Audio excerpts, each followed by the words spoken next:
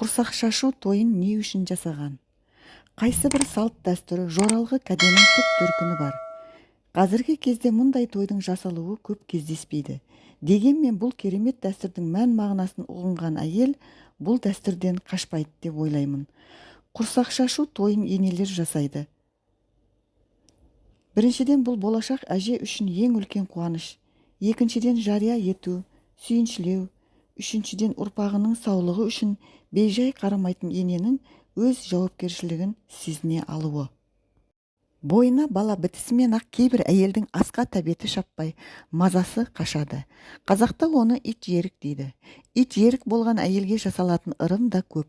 Иттің ит аяғына аунатып алған асты білдірмей жерік анаға беретін болса, оның жеріктігі басылып, тәбеті артады деген де ырым бар.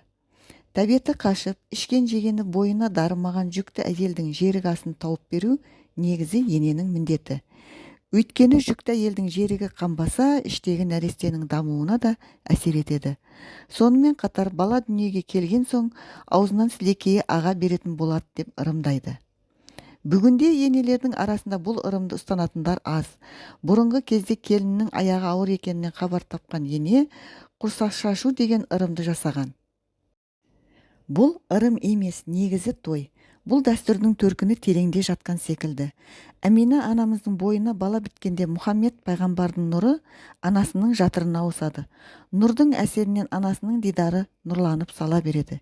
Бет әлпеті ажарланып, көркі кемелінен асыпты.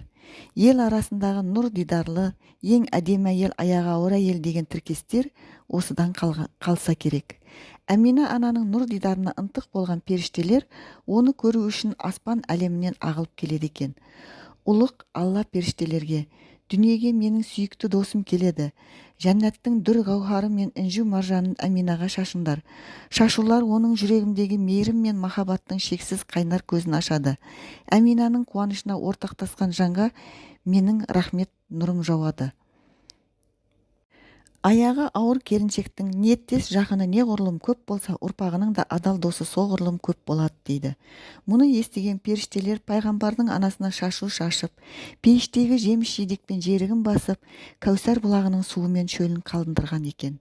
Осы аңыздың жетегімен жүретін болсақ, ата-бабаларымыздың құрсақ шашу дәстүрін жасауында ерекше мән бар.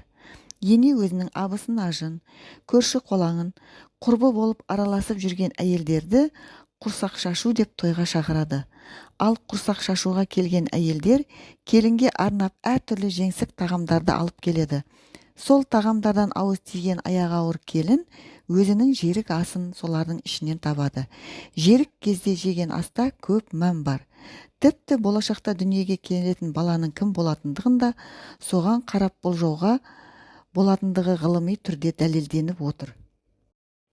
Мысалы, анасы көкөністерге жерік болса, бала ширақ, елгезек, өмірге құштар болып өседі. Кесек көмірге жерік болса, бала өмірге икемсіздеу, бос болбыру болады деп те ырымдайды. Ал тек басқа бір үйдің, көшенің тамағын жегісі келіп тұрса, бала келешекте көбінесе түзде жүретін, сырттың тірлігін тындыратын адам болады екен. Сондықтан тойға келген әйелдер жерік әйелдің көңілін тауып, оның қалаған асын тауып апаруға тырысады. Бұл бір жағынан бұл не жерін білмей, әр нәрсеге аңсары ауған болашақ анаға да көп көмек. Жерік асын жеген жетілер, жерік асын жемеген кетілер деп те жатады халқымыз. Осылайша жерік астың әрбір ана мен баланың қажеттілігін өтейді. Жаңалықты естіген әйелдер құрсақ шашуға келдік деп жамырасып, қоржындарына келіннің сүйген асын салып, ізгі тілектерімен ұсынған. Ал әйелдерді шақырудағы тағы бір себеп келіннің көңілін табып, оның жерік асын табу екен. Егер сол әйелдердің ішінде біреуі келіннің жерік асын тапса, сол адам қуанып, аяғы ауыр келіншекті қамқорлығына алатын болған. Қазіргі кезде өкіл ана деп айтылып жүр ғой, сол өкілдік мәртебесі бұйырған. Болашақта дүниеге келетін сәбидің екінші анасы ретінде сый құрметке лайықты болған. Ертеректе келін бойындағы кішкентай өзгерістің өзін қалт жібермей, оның себебін турасынан сұрамай, қамқорлық жасаған.